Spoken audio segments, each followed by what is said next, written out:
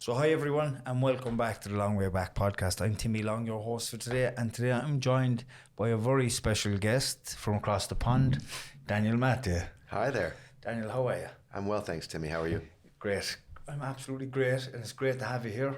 So I was at your event in the Metropole Hotel on Sunday, and I was absolutely blown away by it because you know, your father is this prestigious man in the addiction, mental health field, and I was thinking to myself, is Daniel going to be a picture, like a mirror image of his father? And I was blown away by the actual opposite. You know, you're your own person, you have your own views, and you stand by them, and you co-wrote the Myth of Normal with your father as well. So let's talk about a little bit around mental health and maybe your understanding of what mental health is, and then we'll probably move on to addiction, and then we'll talk a little bit about the book and what points of the book stood out for you. Yeah, sure.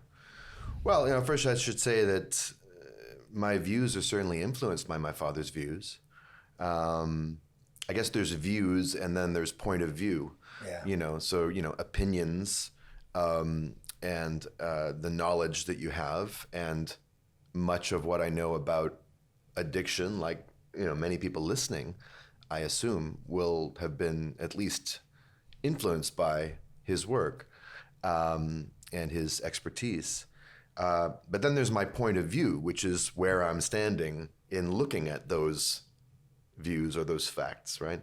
So trying to do honor to both is sort of the balancing act for me when I'm speaking about the Myth of Normal.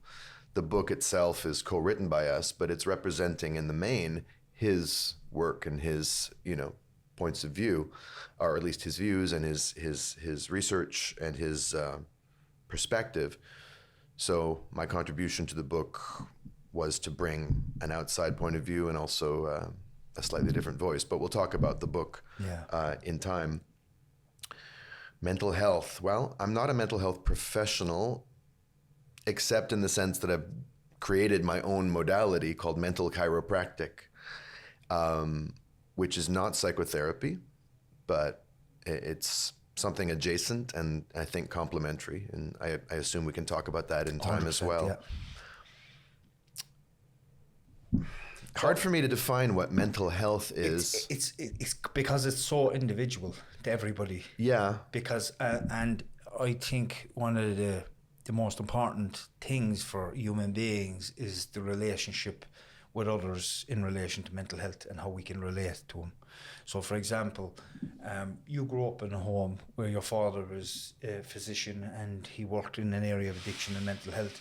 You know, obviously, like, you had your own stuff going on for you on a personal level growing up, and that gave you an understanding later on in life of what mental health is, you know. So, like, for me, growing up, my mental health was, I would have shut off emotionally.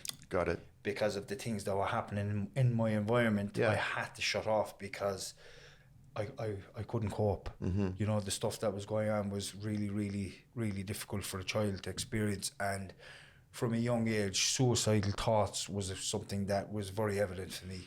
Even though I didn't understand how to take my own life, I knew I wanted a way out.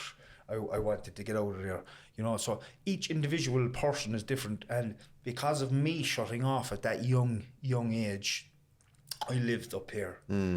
And when somebody lives up here full time and their environment is very toxic and there's a lot of mad stuff going on, violence, addiction, suicide, you know, a child's perception of life can be so tarnished, and, of course, and your belief systems can be developed in a really, really bad manner. So so even in the book, The Myth of Normal, do you speak about anything around the relationship of a child being born into the world and growing up in a toxic environment, and how that can relate then in their adult life? Well, we talk about very little else. That's very much the thrust of the book. The subtitle is Trauma, Illness, and Healing in a Toxic Culture. But I think I've just clued into an answer to your first question, so maybe I'll double back to that before we talk about the book. Well, the word health is related etymologically to wholeness. That's where the word comes from. And so, well, what is wholeness for a human being? I'm not sure, but it certainly means that we have all our faculties, our wits about us, so to speak, but not just our wit. We're able to express and, first of all, experience the full range of our emotions. So first we have to be able to experience them and feel our gut feelings, and have some relationship with our feelings, that they don't overwhelm us and they don't cloud everything else. Some way of processing them, holding them, and then allowing them to flow in some way in a positive direction. Emotions are supposed to move. The word motion is in there. And so mental health involves that. Mental health also involves clear cognition, the ability to think and reason to the extent that that's useful, but not being driven by the thoughts, by the rationality. And if you're living up here, which I can completely relate to, I've often felt like through much of my life, I've lived from the neck up. And I didn't have a childhood with rampant addiction in the home, suicidality, certainly not physical abuse, and I wouldn't even say verbal abuse, but there was tumult and turmoil around me all the time.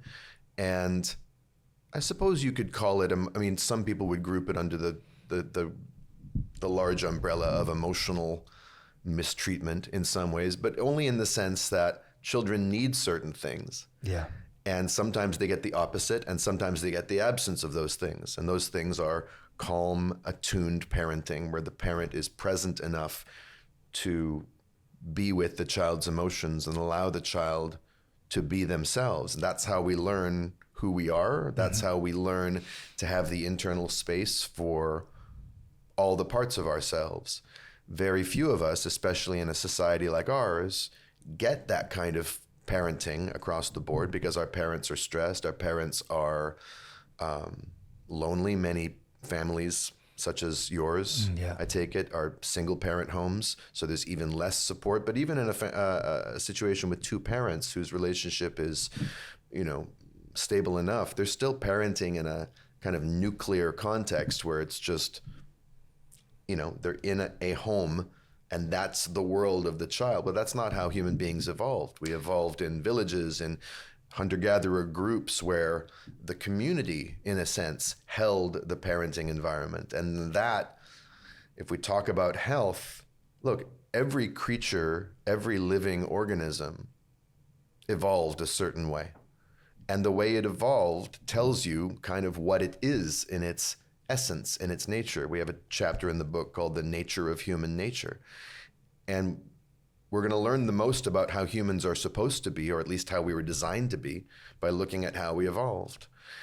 So mental health, in a sense, for human beings is constrained by what kind of creatures we are, what kind of animals we are. And we are relational beings. We are beings that are tied to the earth and the land. Again, this is how we're designed. We are emotional creatures. We are capable of reasoning and thought and memory and storytelling and all these other incredible faculties that no other animal has.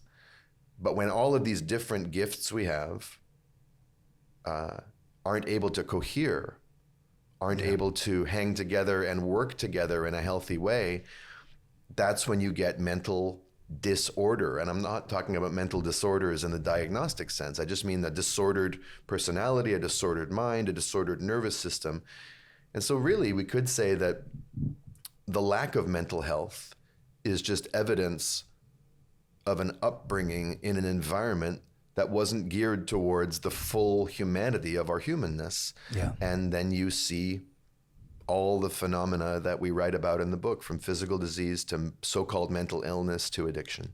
Do you know addiction and mental health? It's my belief that they're so connected. It's unbelievable. But a lot of treatment centres for drugs in Ireland, they won't accept a dual diagnosis. Like, it's like if you either have a mental health issue or you have a drug addiction problem, you can't go in there with both. But there's such a correlation between the two of them. I mean, even statistically, I mean, there's a huge amount of ADHD in the addict population. That's shocking to me that they would try to bifurcate the two. But that's how it is. It's in Ireland here. It's if you're suffering with your mental health, you can get help, go to a physician.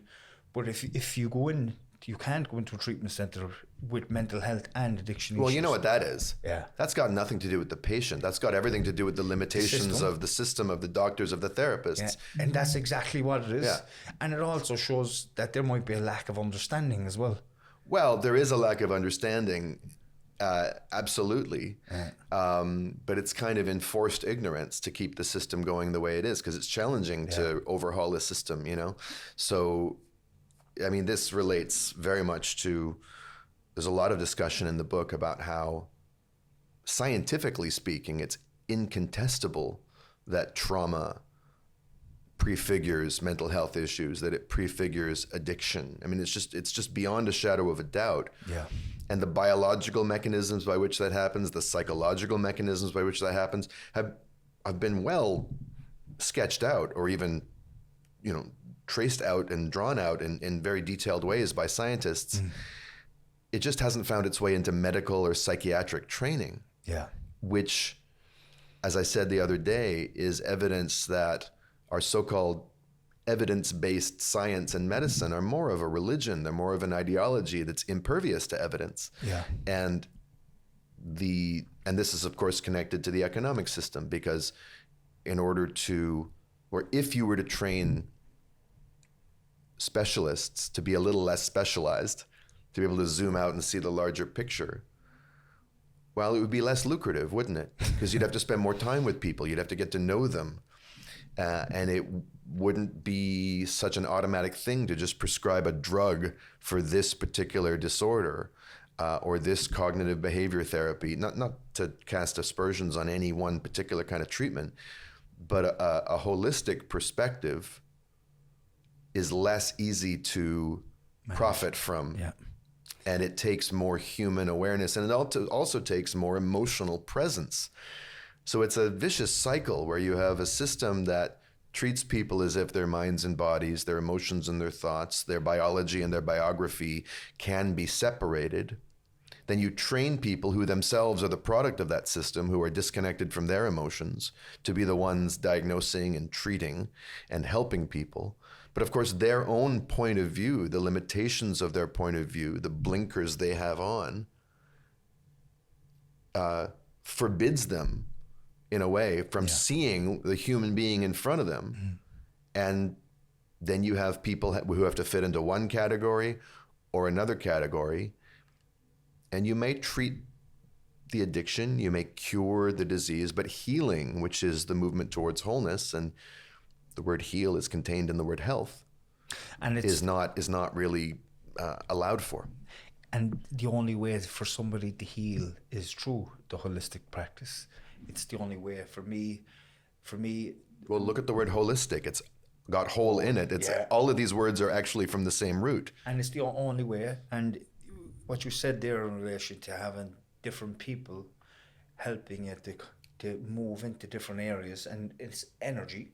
Yep. It's all energy. It's trapped energy from experiences in life. Yes. We've had experiences where we've done something wrong, and we have shame surrounding it, or we have fear, or guilt, or regret. And say, for example, when we think about it, we're gone back to the memory, and the memory's gone back into the emotion, and it's trapped in our bodies, right? I know for a fact there's no pill or medication going to remove that energy that's trapped there in my body. I know that for a fact, because I've experienced it. But I can tell you this, through years of meditation and speaking about my own stuff, my own trauma, you know, and speaking about the stuff that I carry shame for my own actions in addiction, and throughout my life when I didn't know any better, you know, I healed by the practice of talking to somebody that understood me, that could relate to me, and by meditating and allowing myself to feel the way I was feeling. Yeah, well, that's not a coincidence, because the trauma itself is not what happened to you. It's not a parent beating you or violating you or whatever. These things are hurtful, but the trauma was that there was no one there to mirror you and to get you.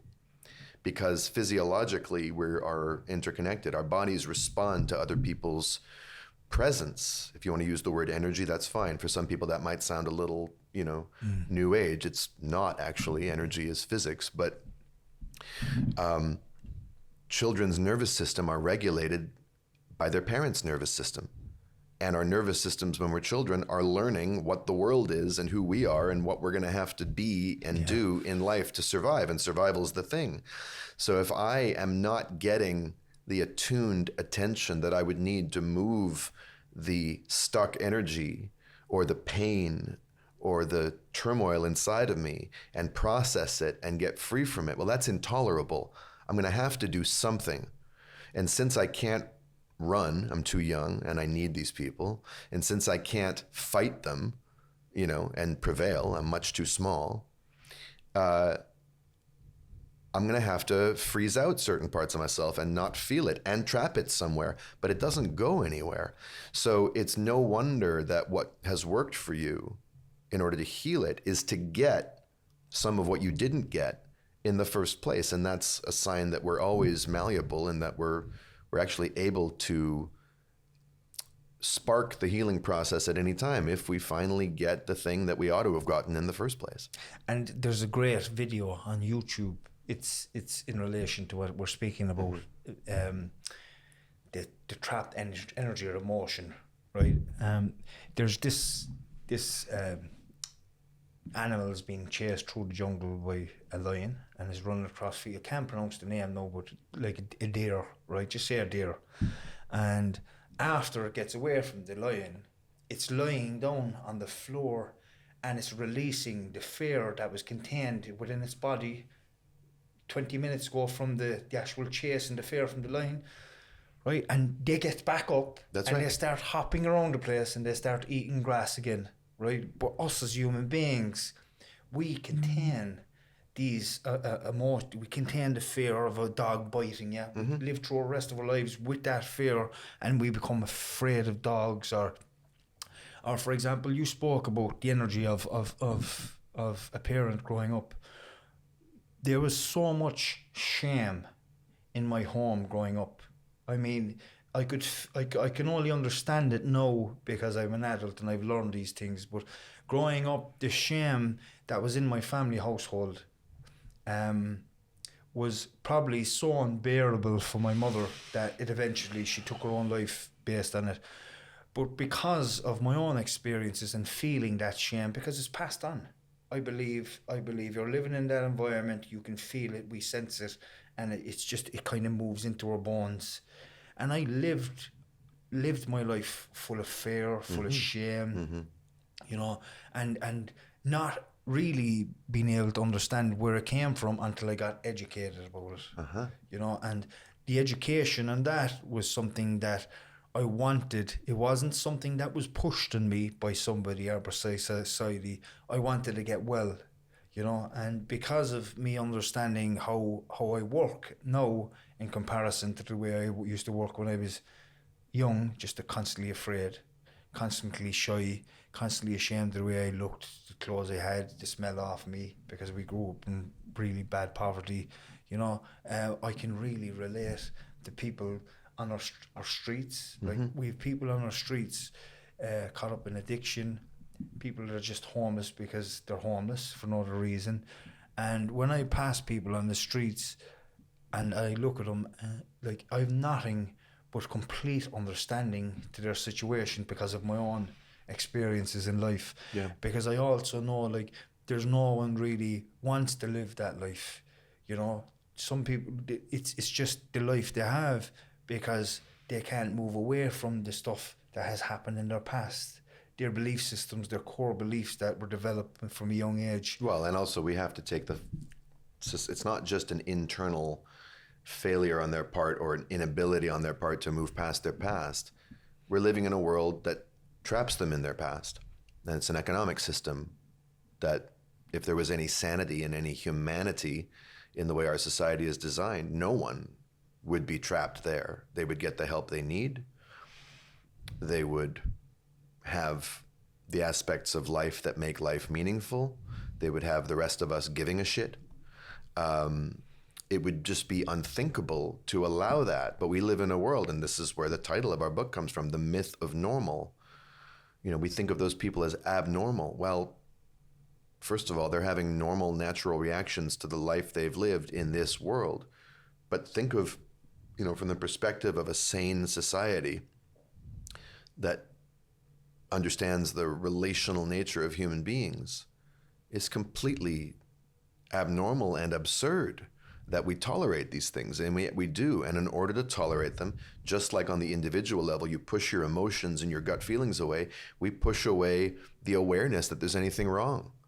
And we turn the inevitable consequences of the way we live into sort of strange abnormalities that we then need to come up with think tanks and policy forums to try and solve this mystery of how do we solve homelessness. Well, the amount of money the U.S. sent to Ukraine last year could have solved much of the homelessness crisis in the United States. So it's a matter of our priorities, but we don't even consider it. Yeah. And so it's very, very difficult to, we can help people heal on the individual level, but until we take on the structure of society, it's going to be a matter of good fortune which people get the help they need and which don't, because this world is actually in a way designed, maybe not on purpose, it's not a conspiracy, but you couldn't design a society more conducive to illness, addiction, affliction, alienation, and everything else we're seeing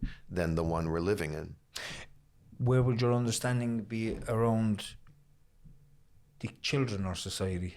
You know, do you believe that if we acted more in relation to helping children regulate from a young age within schools and childcare facilities, that if we had the right people in there helping them to be able to cope with emotional and to be able to emotions and to be able to regulate themselves, do you think we might have a future down the line where we've less homelessness, less drug addiction, less amount of people in our prisons? Undoubtedly. Now, ultimately, children getting the help they need in the education system is still, a second order solution, because what we would really want is to create a situation where kids just grow up in a world that supports their parents economically, emotionally, culturally, that just makes it normal for kids to get what they need in the first place. Children being traumatized, which is completely normal in this society. You know, we had some educators in the room on Sunday, and they were just reporting that essentially it's almost as if the school is an emergency ward for trauma. You know, kids arrive damaged goods. And then you have the odd teacher who recognizes that and is able to be with the kids in a way that at least helps them start to fortify their sense of self, but they're still going home to an untenable situation that's wearing on their self-esteem and their health and all of that. But yes, absolutely, the education system could at the very least stop compounding the problem, which it does with behavior modification as opposed to emotional attunement, by focusing on superficial mental skills and job readiness, which is to say preparing people to be subjugated in an economy that doesn't care about their humanity and wants to exploit them. Every aspect of the educational system, same thing with the legal system, you know, and the healthcare system. These things, these institutions, even if we were living in a world where kids are going to arrive with some trauma, these institutions and systems could theoretically be places that start to redress that and send kids home in better shape than they arrived. But the problem is that it's all one. Yeah. You know, that the same society that produces the trauma produces the systems that ostensibly are supposed to bring kids along. But undoubtedly, early childhood is where children become who they're going to be for the rest of their lives. It's not hopelessly deterministic. There's always the chance for healing, but it does set a template for much of what's going to happen later. And our entire book shows copious amounts of evidence. And it makes sense. We're the most helpless creature on the planet at birth. Among all mammals, a horse can walk or run on its first day of life, if maybe the first week, but it can certainly get up on its feet and all that kind of stuff. It takes us 9 months for anything like that at all. To become ourselves takes an entire childhood and pubescence, years. And the entire lifespan of a dog, a human being still doesn't fully become the person it's going to be. Mm-hmm. So of course the rearing environment makes all the difference in the world. And, the human brain in the first year of life after birth is still making neuronal connections between the brain cells and programming itself at the same rate that it was in utero. Yeah. So it's just patently obvious. And this is why in many indigenous societies, they actually literally don't put their kids down for the first year or two of life. Mothers actually carry them or hand them off to what one anthropologist has called allo mothers, which is just to say proxy mothers, in the community. So the kids just actually absorb the nutrients of being held, of being safe, and being regulated by fully grown adults, which is the only thing that can help a child grow. Do you think there's something that mainstream society needs to take from that? Because the world we live in today, the indigenous communities, if they have time to be able to be with a child like that, that's definitely something that we lack in the Western world, because we're so caught up in work, in life, in prestige, in becoming something successful. We actually, and I'm guilty of this as well, we actually get so caught up in all the things that actually don't matter, that the real important stuff only matters when we're lying down in a bed and we're regretting it, like bringing up our kids, spending more time with our kids. I wish I'd done that. I went for a walk yesterday with my son, and we were with the dog, and he turned around to me and he says he was angry at me firstly because I had to take his phone off him because he was after going over his screen time by about 2 hours, and this was 3 o'clock in the day, and he was angry at me, and he just turned around and he says, "You don't spend enough time with me." I wanted the floor to open up so I could fall into it. I could have cried on the spot. Yeah. But he was crying, and it made me feel so bad. And my automatic reaction was to fix it straight away, right, with something. Right, make it go away. I said, "What do you need?" I said, "What?" He says, "I want you to just spend time with me. Yeah. You don't give me any time, And it's up to me to resolve that, not him. Right. I have to look at my life and look at my priorities, sure, what's important to me, and drop some of the things that are irrelevant, Well, but can I offer something? Please. Because I understand the shame and the guilt in that moment. Your son, your child is suffering and coming to you and telling you. But at the same time, what I would want for you would be the ability to see it from another point of view simultaneously. Because healthy remorse is good. It's only through feeling regret and coming into awareness of, oh wow, I've been blind to something and it's had an impact, and that impact I don't want to have because it goes against my actual values and my actual intentions. Great. That's healthy remorse. Guilt, on the other hand, is paralyzing, and it mobilizes you into a kind of fighting the guilt, make it go away. But who are you doing that for? Yeah. You're doing that for you. And your anxiety and your guilt are not going to help your son. I have a guilty father, or at least a father who has tended towards that template of being guilty. And I tell you, it's no fun being treated as someone else's mistake. Yeah. And then them trying to fix you. You're not spending time with him. You're spending time with your projection of him. But here's what I wanted to offer you. The very fact that your son could take a walk with you after being disappointed right? He had the tantrum, or he expressed, he didn't want to give up his phone because he was finding refuge in that. He was finding some facsimile for the connection he was hungry for. He takes a walk with you, he gets outside, and my mental chiropractic work is delivered while walking with people. It helps. We can move things through us. And then he turns to you and says, Dad, you don't spend time with me. Well, you could if you were in the market for something other than guilt. Take that as a really encouraging sign and pat yourself on the back that you're raising a son who's vulnerable enough to share his emotions with his dad. You may have messed up your priorities in some way. There may be adjustments to make. Of course, you're human.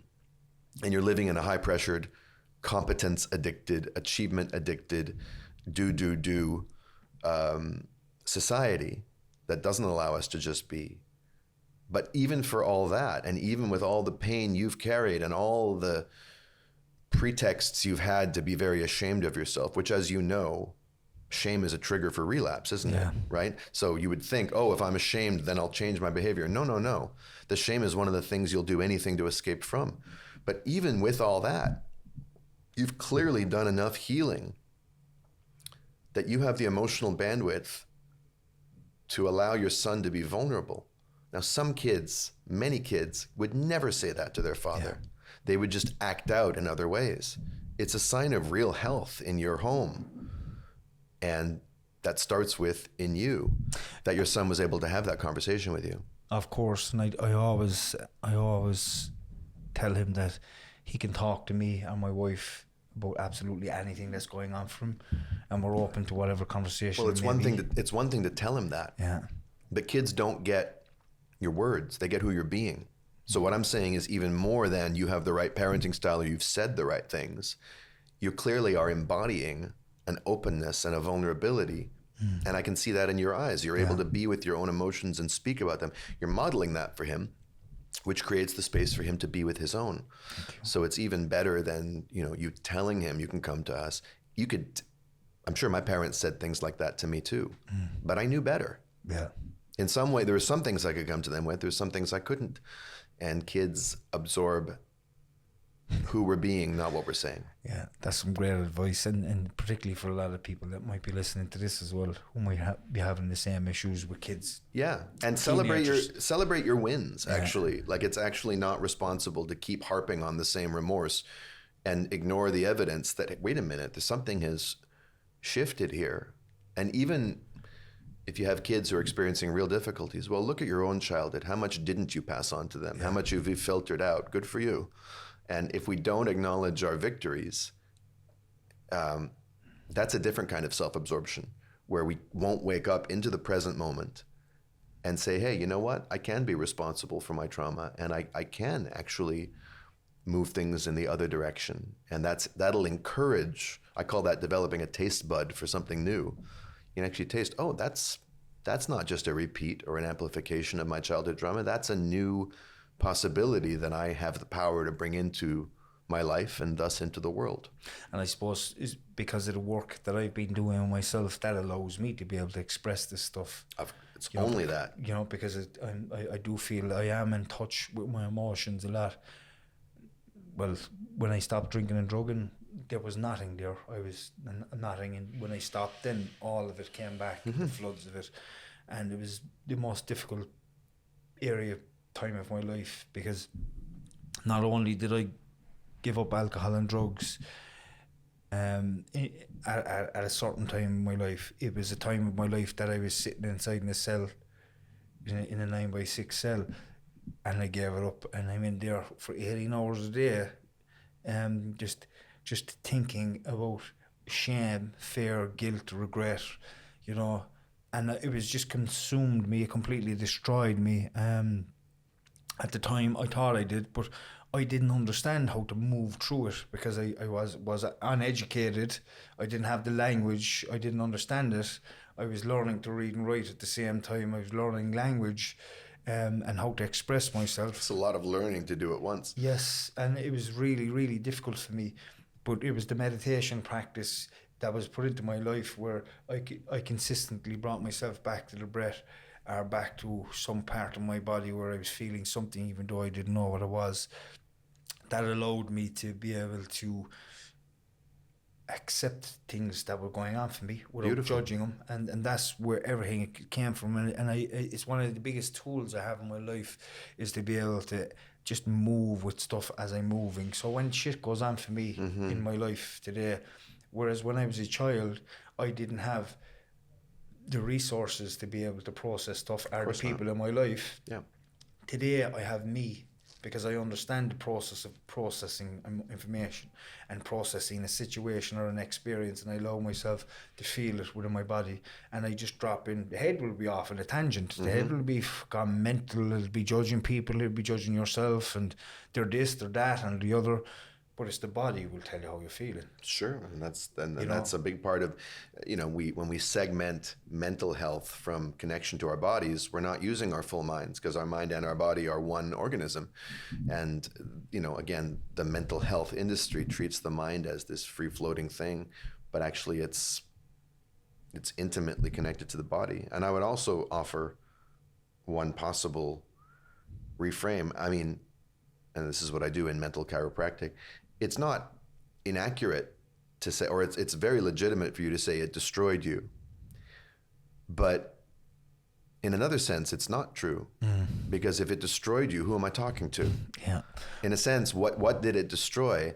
It made me stronger. Well, but it did destroy something. Yeah. It robbed you of something. It destroyed the person you thought you were. Yeah. And he was very happy to be destroyed in deep down. He wouldn't have chosen it, but like a great spiritual teacher that I admire, Adyashanti, once said to someone who was suicidal, that's great. What is it in you that's ready to die? And you hit the wall, you hit bottom. And when you hit bottom, something's got to give. And what's going to give, if you're lucky, won't be your physical life or your will to live, but it'll be who you thought you were. The worthless victim who can only get his fix and his succor and his refuge and his sense of safety through harmful drugs, but actually in that space that it undid who you thought you were, and now you could connect it to who you were. Yeah. So that destruction was like a controlled burn in a forest that allows the whole ecosystem to regenerate as itself. So in a sense, I'm sorry that you went through that. In another sense, I'm so happy for you that you went through that. And me too, because today I can look back at that and understand it was one of the most profound things that could have happened to me, even my young life. Yeah. I look at my young life now and I look at the stuff that went on for me. Yeah. Stuff I didn't understand. But what that also gave me was a form of resilience that you don't get from life, from just having an average life. You get it from this kind of life. And what it allows me to do now in today's present moment life is just to move through things and not take too much notice of them. Don't give them too much of my time. I just want to go back to something there. We talked about the mental chiropractic. Can you just explain to our listeners what mental chiropractic is, and maybe even if you wanted to work it a little bit with me, just here, sure, and ask me maybe some of the questions that you would probably talk about. Now, I've seen you doing this on the stage, and I see people who didn't understand what it was going on for them at the end have the answers. And know what they needed to change in their lives. Yeah, well, I mean, one of the facets of mental chiropractic is I don't care if you understand. I want you to have a different experience. Because until you have the experience, the understanding isn't going to do anything for you. I'm a guy who understands things very quickly. I'm the quickest guy in the room, quickest student. Very clever, very quick. Never helped me shift my experience. And experience is where it's at. We are human beings, not human thinkings or human understandings or human doings. So mental chiropractic is something that I've developed. It's certainly influenced by a lot of the modalities that I've dabbled in or dived into in my adult life to help me get a handle on who I am and get closer to, or move in the direction of health. But it's sort of an original format. It's not therapy. I don't take on clients long term. I'm interested in an event, not a process. A conversation, not an ongoing analysis. It's not geared at so much healing your trauma. It's geared at lifting you out of it in one area of your life at a time, so you can look at it from a different perspective and have a different experience now, rather than waiting for the, glory, hallelujah day down the line that never comes.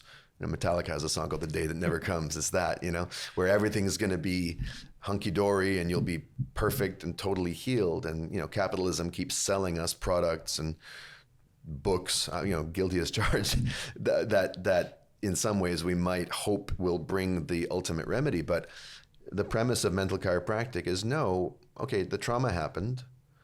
You're carrying the consequences of it. But we can absolutely have a conversation, if we intend it enough, to shift your experience now so that you can see, maybe my trauma doesn't have to rule the day. Sure, I'm carrying the injury, but you go to a chiropractor, a physical chiropractor, and they're going to make an adjustment and the entire body responds because of what? Because of alignment. So I'm having a conversation that's intended at and aimed at alignment, because my contention is that when your mind is aligned, you just work. You just kind of work. I don't care what injuries you're carrying, what trauma you're carrying. Yes, you're going to have limitations, but which of those can we get ourselves unstuck from in the present? So stuckness is the starting point of my work with people, not trauma. I assume everyone's traumatized. I certainly am. It's kind of, at this point, if what we say in the book is true, then we're all traumatized, different kinds, different degrees, all of that. But it's just sort of I take it for granted that we are. The question is, how is that impacting your moment in your life in the present moment? And what can we do in the present moment to give you an experience of something other than living inside of that trauma? So people come to me with stuck points in their lives, and I help them narrow it down to something we can have one conversation about. Because I'm not going to heal your daddy issues or your mommy issues or your addiction in one conversation. That's why psychotherapy lasts for years, if not decades. Nothing wrong with it. But your relationship to your addiction in this moment, the shame you're having about a relapse that might have happened, or say about your parenting, that's a place where something is stuck right now. Now, yes, that is an expression of your trauma, but I don't need to heal the trauma to help you with the shame. Because the premise of mental chiropractic is, and I said this near the beginning of the interview, our experience of life is completely congruent with and flows inexorably from our point of view. And we are human beings. We always have a point of view. We don't see objective reality. We're not omniscient gods. Yeah. We see things a certain way. We have two eyes and one body and one brain, and we're looking at the world through that set of filters and lenses. And the world we see gives us our reaction to that world and who we're going to be. And if I see a world where I'm shameful, or there's something wrong, or I'm going to get somewhere by beating myself up, then I'll do that. And if I see a world where that's completely unnecessary, unhelpful, and not even the most accurate way of looking at things, I'll do that. The question is, am I able to generate an intention that will have the power, the torque, you could say, to lift me out of the quicksand of wherever I'm stuck? So, and then it's up to you to continue after that. It is, but it'll be a lot easier to continue if you can maintain a different point of view. And my aim in the conversation, I can't sell anyone on changing. I can give them a new perspective, have them see something they can't unsee. And if you intend it enough, you'll really be turned on by that. Because if you really get in touch with what it's like to be stuck, there's a sick and tired quality to it. It's like, man, if I could only see it differently. Now, one of the things we have to contend with, and I always am kind of awake to, is that when we're stuck, there's a part of us that has no interest in getting unstuck whatsoever. Yeah. We're absolutely fine where we are. Addicts are fine. They may not be physically fine. They may be in physical danger, but something about it works for them. My dad always asks, not what's wrong with the addiction, but what's right with it. What does it do for you? Well, all of our stucknesses, even if we're protesting very loudly, I want out, I want things to change. No, you've made it this far, and it does something for you. Now, I'm not accusing anyone of hypocrisy, but it is a blind spot that we have to bring into our awareness, because then we know what we're dealing with, and it means that we're not going to solve the problem with the same parts of the brain and the mind that created it. We're going to have to find another place to stand, another point of view that says, okay, I see all that. And my intention for this walk, and I say walk because I walk with people, that's the modality, is, and we have to find something that's worth it, because you got to find something that's worth it. Otherwise, you're just never going to give up the tasty nibbles of the status quo and face the fear of, I don't know what it's going to be like, because the status quo comes from coping mechanisms that helped us survive. It takes a lot of kind of leverage and like I said, torque to like pull us out of that. So we set an intention. Intention could be clarity, it could be peace of mind, it could be freedom, it could be space. There's a million things. But it's an experience that we wish to invite and inquire into and explore as possible. And when you do that, you start to get an energetic signature of it. It's like it's here somewhere. Yeah. Where is it? Now we get interested. Mm-hmm. Once we're interested and invested and we have some skin in the game, only then can we ask, okay, what's in the way of that? Yeah. Because until then, it's all just academic. It's theoretical. It's like, oh, I understand. I was traumatized and so on and so forth. Okay, so what? And mental chiropractic for me emerged from a profound sense of so what? You know? I've seen people that were on the stage completely just talking about where they're stuck firstly. And then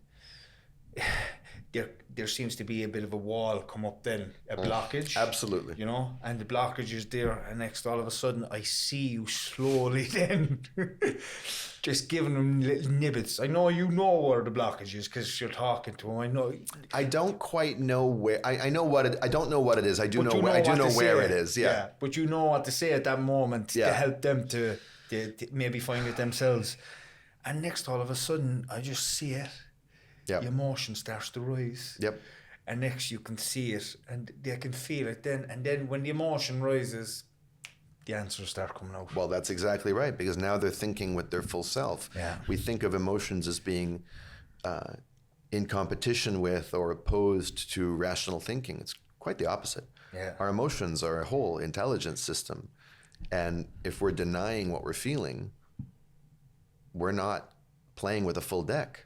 And sometimes even when the emotion's up and the head can tell you, oh no, that's not it at all, because it wants to hold on to the stuff. That's exactly right. And that wall that you see is the person being right about their stuckness. In fact, it's the stuckness talking. Yeah. And it's saying, no, excuse me, I have a very good reason for being here, and there's no other way to look at it, and you're not going to convince me otherwise, and I'm highly skeptical that anything else is possible. Well, that's why I say that one of the sort of gates to working with me is being able to say, yeah, not only am I stuck, not only am I willing to get unstuck, which is not a given, but I'm willing to have this conversation as if there's something about my point of view that's keeping me stuck. And I'm willing to put that on the table and at least take a look at it and risk seeing something I can't unsee. Honesty is very important as well.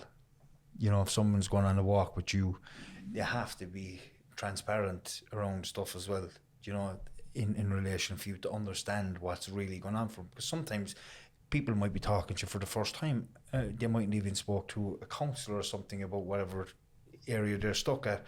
And I noticed from my own counselling down through the years, we always tend to hold on to something. And it's like, will I say it today? Or will I, you know? And then part of my job is to increase the temperature. Okay. And I just don't let people get away with it. Now, it's not because I'm sadistic. Yeah. It's because they came to me saying they wanted to get unstuck. Once we set an intention, and one of the things I say to people is we only have an hour and 15 minutes or an hour and 40 minutes, whatever the case may be. I just don't have time to fuck around. Yeah. And just get straight to the point. Just get to the, so I establish at the beginning that I have the right to interrupt them. Yeah. I ask for their consent in advance, that if I sense that, it's not so much about dishonesty, but when we're hiding something, we will go around in loops and circles, anything but deal with that. Yeah. And I can just sense in my body. And the fun thing about it is when I get bored, that's when it's time to interrupt. I designed this thing entirely around my enjoyment and my engagement. And when the person's talking and just talking in circles, and I'm just not getting any clearer about what's going on, I just say, okay, I'm going to stop you there. And that's a human condition. It is. That's just a way of... So part of my job is to interrupt the human conditioning to try and get back to the human... authenticity, possibility, true intelligence, all of that. And, I'm kind of like a dog on a bone. Once a person gives me the license to go there with them, I'm not letting them get away. Yeah. I'm like a thief. I'm gonna steal this from you, this stuckness from you, whether you like it or not. I seen that on stage. I'm a pickpocket. Yeah, I seen it on stage. Yeah. I seen the whole process, and I was actually blown away with it, because it. And we didn't even get through the whole thing. No, I was just giving kind of a taster of what I do, But And I really enjoyed it, and everybody in the room was completely tuned in because we were seeing movement in somebody's life in real time, which I love that stuff. I think like that I can now understand why people love talk shows. That kind of talk show, because it's intense. Something's going to happen. Yes. And it's the unknown. Someone to just say something that is not scripted. It's something that just happens in the moment. Like even for example, at the moment in my own life, I'm stuck. I'm doing a master's degree in mindfulness coaching at the moment, and I'm stuck with just putting pen to paper. Giving it the time. It's like I'm always looking for something else out, waiting for something else to come in that needs my time other than the actual stuff that I need to be doing, which is completing my assignments. Yeah. And it's like, my excuses, sure, I'm dyslexic, I have ADHD, and these are the things. It's like, but I want this so badly. I want to complete this course because I'm actually good at it. I'm actually good at the whole embodiment of it and being able to relate to people and explain to them my own experiences. But I'm stuck in just sitting down and putting the words on a sheet of paper and passing it over. I'm always late. Yeah. Late handing it over. I'm late for everything in my life. Yeah. Well, look. Dyslexia and ADHD are factors, and our so-called excuses are never entirely false. There's, I call these working theories, that the reason I'm stuck is X, Y, Z. Well, certainly your dyslexia doesn't help. Yeah. Your ADHD creates certain impediments, Is this the one, the stuckness you wanted to have me? There's other stuckness as well, but they're probably not for for a live podcast. Sure. Yeah. Fair enough. I mean, I was very grateful to the people who were willing to come on stage with me, because it's not an easy thing to do it, even privately, in front with someone you don't know. Never mind in front of a room of 140 or 240 people. Yeah. Well, first of all, I need to say that I resonate with your stuckness, because I'm stuck in the very same way. My father and I are writing a second book right now, and it's a much more personal book for me. Okay. It's called Hello Again, A Fresh Start for Parents and Their Adult Children. And it's based on the workshop we've been leading for years. People can find us on YouTube. And I am doing anything but writing this book right now. I am avoiding it like crazy. And I get a kind of tension in my body when I even think about it. Even today in my hotel room, I got to get these emails out of the way and then I'll do it. Yeah. And I don't have any excuses left. So it feels even worse. ADHD, fine. Yes, sort of. But no, I know it's, so to get so in a sense, by mentally chiropracting you, I'm running the risk of getting myself unstuck, and part of myself has no interest in that whatsoever. I'm enjoying the procrastination. I get it. I completely get it. But I'm hating it. And as the deadline approaches, the impact of that, and also the fact that my dad is actually off to the races. He's working on it pretty hard. And I told myself I was going to be the one who was going to take charge here, and I'm really falling short of that. So I accept the challenge. Just so you know, this is risky for me because I might get unstuck too, goddammit. Oh. So first of all, if we were taking a walk, I would first have you set an intention for the walk, So we're not going to go through the entire process here. But can you think of something that you could intend for this conversation that would make a difference for you? My intention would be to understand. Nope. No. Okay. An intention to understand is not really an intention, at least not in the sense that My intention is just to get it done. Okay, that's your hope. That's your plan. that is your long-term intention. It's true, and that's fair enough as an intention. But what's your intention for this conversation? Because you're not going to get it done, and nothing's going to change about the level of completion. My intention for this conversation is to understand why. Right. Now, why do you want to understand why? So that you can get it done? Yeah. Okay. How would I know if you understood why? And here's what I'm asking you. Because I could tell you why, and it wouldn't make any difference. Yeah. Understanding makes you know how many heroin addicts understand why they're heroin addicts? If that snapped them out of it, it's like we understand climate change. Okay. Yeah. Is that going to save the planet? Not bloody likely. So an intention in the context of this kind of conversation or for a walk would be, what experience am I looking to have in this conversation? What would make a difference for me? What can I get hungry for? Right? What experience would allow me the next time I sit down to write for it to go a different way? So currently, when you think about it, when you think about writing, what happens in your body? I get a little anxious. You're anxious, yeah. Yeah. You don't get a little anxious, you get a lot anxious. I get anxious, and my mind starts to come up with different things that are more important than this. Your mind starts, leafing through the file of all the things else I could be doing. And then I find myself going at my messages, just completely unconsciously asking people, do they want to meet up for a cup of coffee? Right. Okay. And you feel the goal or the desire to finish this getting further and further away from you. And what's that like for you as an experience? At the moment, because that finish date is very close, it's like, here we go again. Right. And what is that feeling? It's kind of a weight. It feels heavy. I can feel it here now. Yeah. A bit of shallowness in my breath. Shallowness in the breath. Yeah. Okay. Bit of heaviness here around my chest. Yeah. So what could an intention be for this conversation that would be sort of an antidote or a counterpoint to that?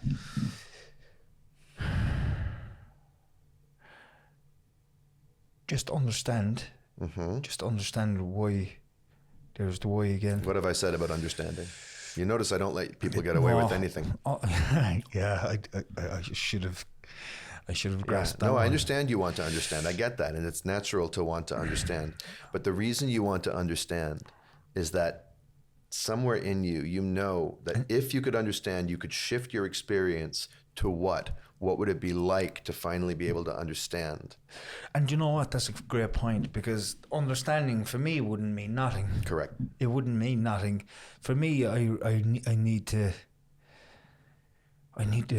What if you could relax about it? What if you could be relaxed in the face of this assignment? And you wouldn't mind, Daniel, the course is completely based on being attentive. Like it's a mindfulness course. It's based on your practice. Yeah. Which your practice is based on you becoming more focused and in tune with how you're feeling. Yeah. So in this moment, I'm actually inviting you right here, right now, never mind understanding. Can you be attentive to the tension, the shallowness of the breath? Can you allow the possibility that shallowness of breath, that tension, is coming from a certain fixed point of view you have, that if we could shift it, would shift your experience? Yeah. And if we could shift your experience so that there's a deepening and a relaxation, would that be worth it for you? 100%. Can you feel the sort of longing for that? it's so powerful. Okay, great. Now, that's the place from which to do this. Now, so here's where powerful. I'll invite you to actually put your flag in the ground and say, my intention for this conversation is, and you can fill in the blank. My intention for this conversation is to allow myself to feel who I am. Mm-hmm. When I don't want to go there with the work. Right. So never mind when you don't want to go there with the work. I'm saying in this conversation. I'm trying to escape I there know. again. Well, you're trying to escape to the future. Yeah. You're trying to problem solve. And I'm not a problem solver. I'm a problem dissolver. Trying to come up with the right answer as well. Well, I got that too. How does that feel? Yeah. That's coming from the same place. Feels like I'm not being true. Yeah. But it's like there's a little bit of a blockage for me getting there. No, you're kind of sick of that, aren't you? Yeah. Oh, now you just breathed more deeply when you said that. Yeah. So again, and I don't know how long we want to take, this is a process that takes sometimes 20 minutes when I'm taking a walk with someone. I don't want to rush it here. But for instance, would it be accurate? Would you be willing to say my intention for this conversation is to be peaceful or to be relaxed or to be clear? Any of those resonate with you? Definitely. Okay, great. Why don't you pick one or two? My intention for this conversation is to be clear. Great. Yeah. Understanding is only as good as the clarity it leaves you with. That's the only reason we actually want to understand things. The reason the mind wants to understand things is that then it can be in control or something. But if it doesn't bring clarity, it's not going to satisfy. That clarity has just came automatically into When you my said that. awareness when I said clarity. Okay, very good. Now let's point out something. I didn't hypnotize you. No. Right? There's no clarity gas coming through the vents. Nothing changed. I didn't even help you understand anything. I just invited you to stand in a place where you could say, my intention for this conversation is clarity. And that was a very clear experience for you, wasn't it? Oh, you had to generate clarity, in fact, in order to even say that. So that shows us two things. And all the other stuff that was going on just dropped. That's right. Just disappeared. That's right. You stepped forward in the fog. Just dropped. And your intention is maybe the most authentic place you can come from. Your feelings will take you on a fucking whitewater rafting expedition. Your thoughts will get you, in an avalanche of discourse and words. Your intention is you have to stand still when you're in your intention. You have to stand with the past at your back, the future in front of you, and just stand where you are and say, here's what I'm doing here. Here's what I'm here for in this moment. Now, the minute you did that, you said, my intention for this conversation is to be clear.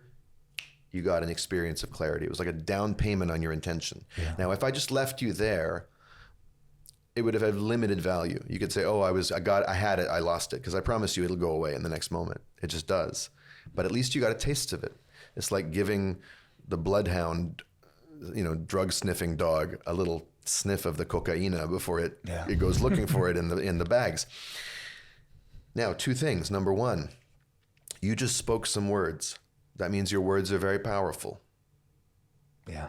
Your words are very powerful. They create your reality. That doesn't mean you can talk yourself into something or use positive thinking. Just to notice that in speaking and making that declaration from nowhere, like you just kind of made it up. No one can prove that that's your intention. You said it, you meant it, you're here to represent it. So that's number one. Number two, it didn't come from anywhere else. It emerged from in you, meaning clarity. When you said my intention for this walk is clarity, clarity immediately raises its hand and says, oh, hello, you rang? Where you been? I'm here. Yeah, well, right. It responds to your invitation. Yeah. So that now raises the next question. Where the hell is it the rest of the time? What other words are you using that don't invite clarity into the mix? In fact, they invite the other thing. All the excuses. And now this is the good news, bad news, right? Now, I'm not sure if we need to go further than that in this conversation, but I will say that there are working theories behind the scenes. One of them, and they are the ones that explain and justify and keep the stuckness in place. one of them would have to do with your ADHD and dyslexia, but I could disprove that to you in a second because you've been able to be focused and get a lot of things done in your life. Mm-hmm. Look at this podcast, look at your business, look at your family. So when the intention is strong enough and the clarity is there, you're unstoppable. Yeah. So get out of here with that dyslexia business, Yeah. I've actually recently understood that this label, I know I've done it before. I was diagnosed with ADHD and dyslexia, and that helps me to understand that I can do it now. And I've just kind of put that stuff to the side, and now it's just like to go ahead. Except when it's convenient, then the dyslexia excuse comes up. And now I know what words stop me. Like, just from knowing the clarity, just from knowing my intention was clarity, now I can see the words that stop me from being clear. So what are they? You're not able. You haven't got the time. Mm-hmm. You haven't got the time. This is more important. But it's not important. Because now I'm clear on what's important. Well, very good. But here's the thing. There's a Hungarian expression my dad likes to use that I like very much, where something is so false that not even the opposite is true. And if we just contradict something and say the opposite, we're kind of keeping it alive. I want to bust the whole thing up. So you say, you're not good enough. Well, you could counter that with, yes, I am. Or you could counter it with, what are you talking about? What does being good enough have to do with it? How am I ever going to prove I'm good enough? Is that the perfectionist nature? Of course, it's nurture, but and then it's not important, right? These other things are more important. No, this is more important. Well, no, how about everything's important? Why can't I have it all? Yeah. Why can't I? So and then what's underneath all these things? Well, these are all parts of me. Wholeness is important. If I don't complete this, there'll be something missing. I committed to it. I'm inspired by it. There's a future I'm creating.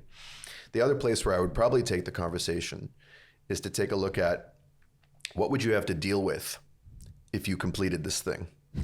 So what are you avoiding?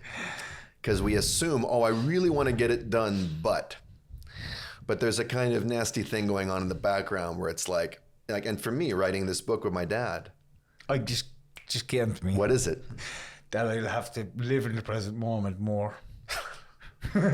And be accountable to others. Right?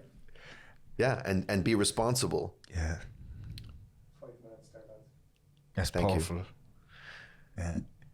Like, now I can really understand the importance of breaking this stuff down through your work. Good. So you got some understanding anyway. Yes. As a bonus. Sometimes it's about having somebody that's with you on a conscious level. Yeah.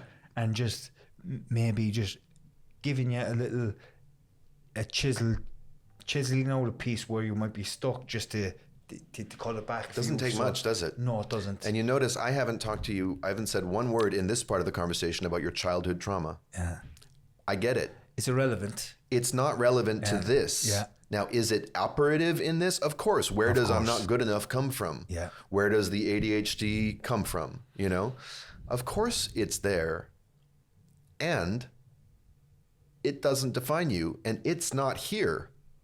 The stuckness is here. Well, the stuckness lives in the thoughts and the beliefs and the excuses and the working theories. And of course, trauma is not what happened to you, it's the lasting impact. So I'm chiseling away at the lasting impacts of the trauma and getting you unstuck so that you can live more true to who you are. So yeah, that's a taste of mental chiropractic. How does somebody reach you? Walkwithdaniel.com. Walkwithdaniel.com. Yeah. And that's your website. That's my website for the mental chiropractic service. And what's your waiting list like, Daniel?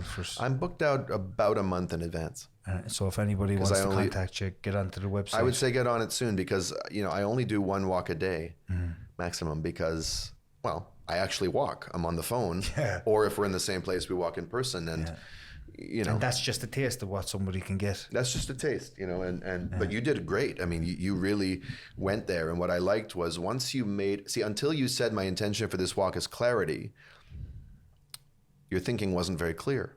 It was very foggy. The minute you said it, your clarity kicked in and it's like, I got this. And when the clarity kicked in, then it was just everything else came to me a lot quicker. That's right. Because, It's powerful work, and this is your own. This is your own work. This isn't something that has been done before. No, it's my distillation of a lot of things. Yeah. It's informed by a lot of things. It's certainly influenced by certain modalities. I used to take certain kinds of group workshops that challenged people's points of view, But this one-on-one thing and walking and doing it in the span of an hour and 15 minutes, no matter where a person's starting from, that was is how I set it up. And like I said, I set it up so that I can enjoy it. That's really the only reason I do it. I walk because I like walking. I interrupt because I like interrupting.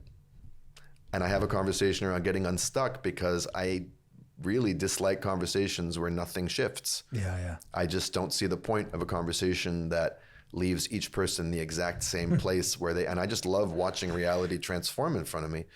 And I get to do that every day with people. Yeah. So it's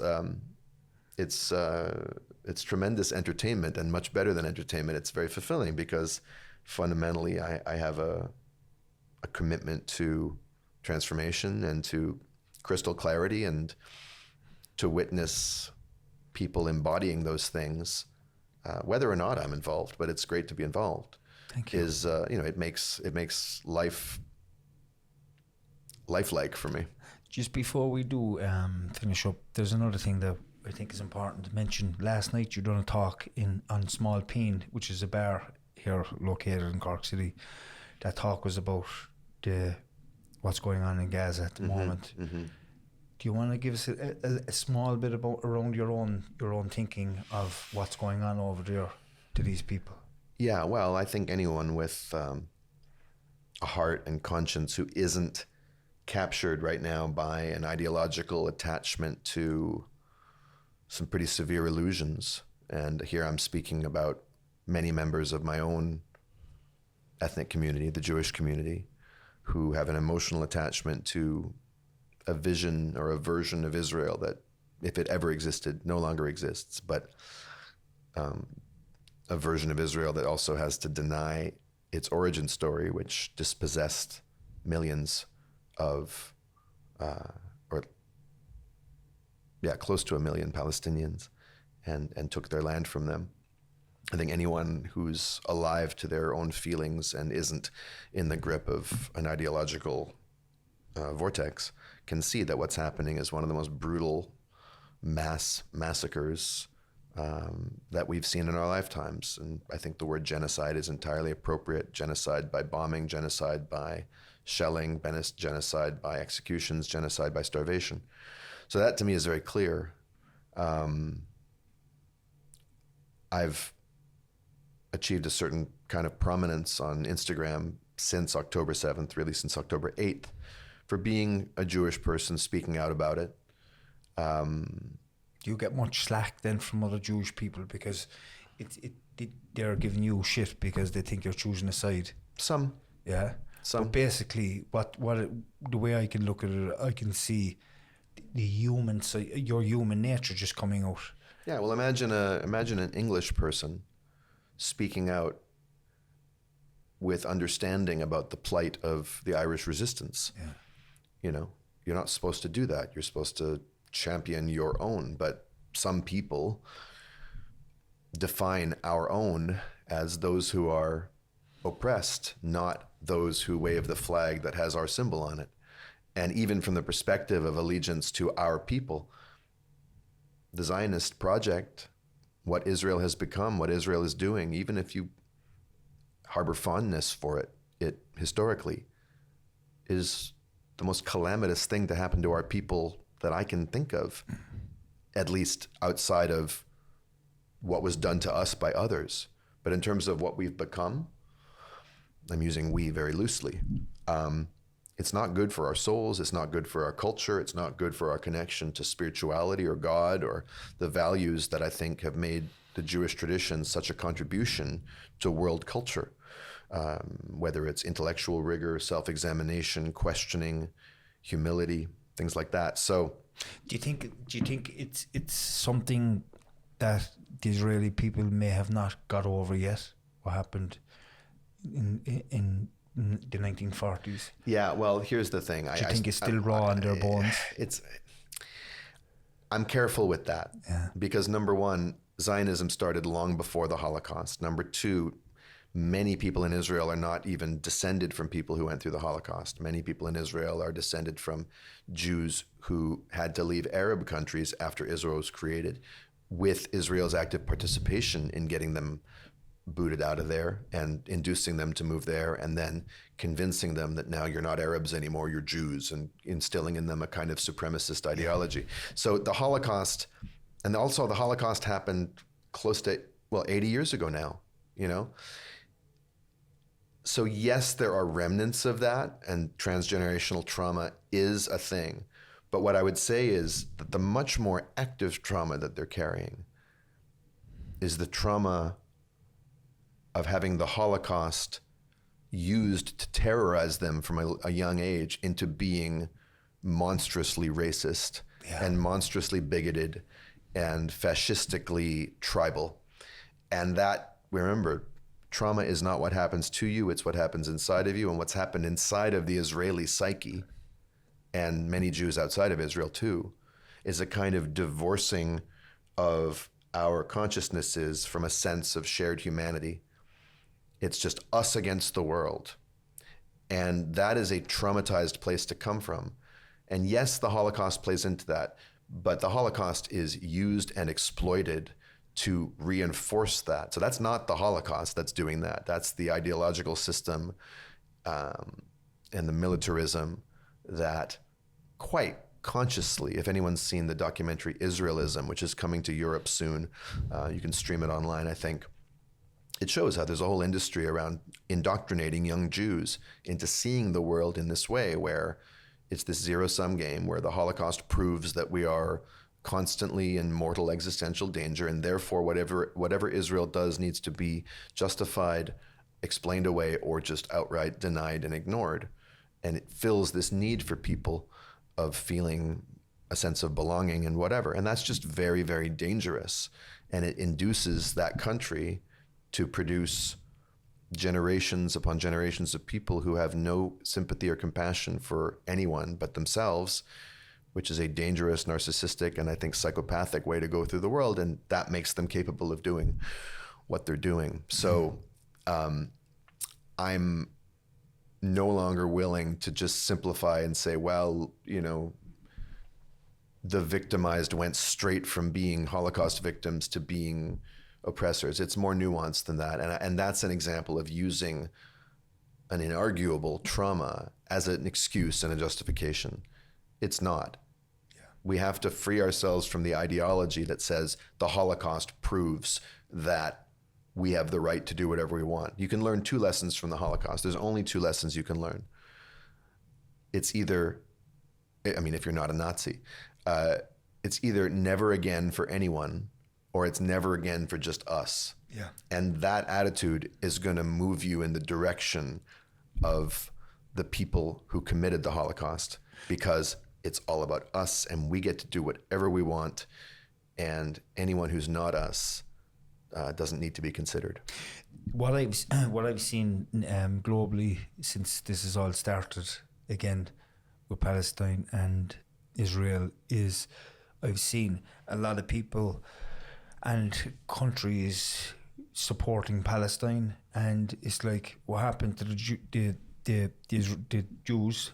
The Holocaust was probably one of the worst things that could ever happen in humanity to a group of people. It's ever. Up there. But it's like people, they're looking at what's happening now, and because we're not looking at that anymore, it's like people are really starting to lose the compassion and empathy that they did have for the Israeli people over what they did suffer. Mm-hmm.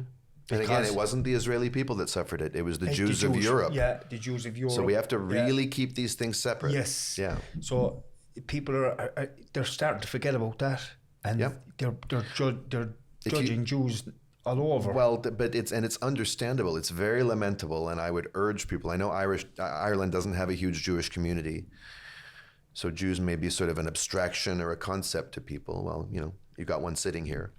I would really urge people to resist the conflation of Israeliness with Jewishness, even though Israel tries to do that. Yeah. That's the Israel playbook, which is to, but what does that produce? It produces more anti-Semitism.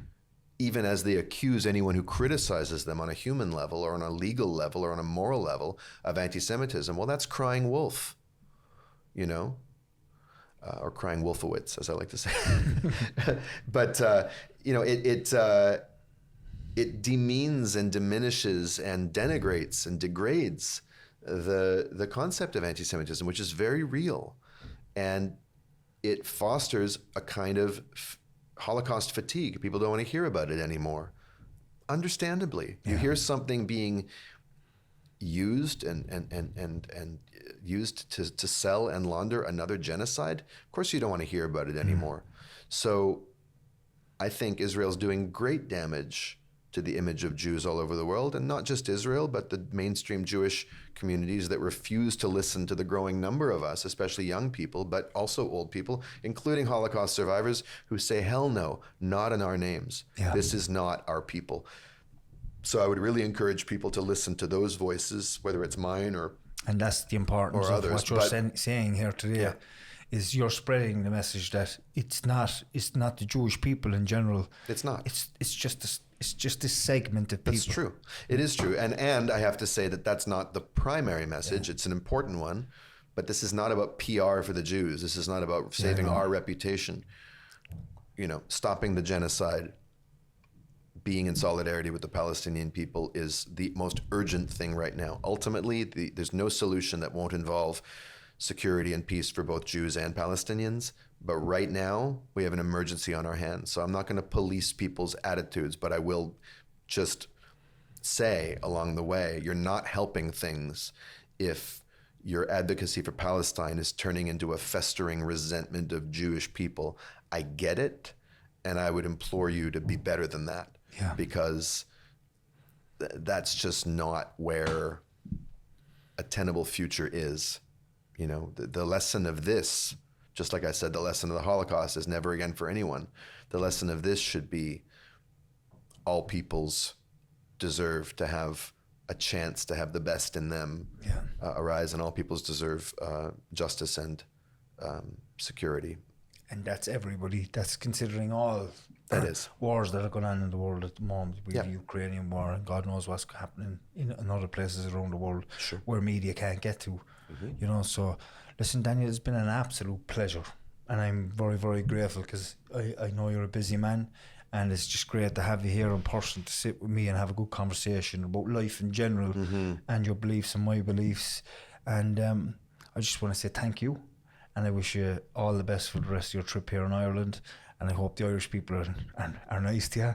Oh, they're more than nice. The niceness is overwhelming. So listen, it's another podcast from the long way back. I'm Timmy Long, and today we've had Daniel Maté. So thank you so much, and Slán. God bless.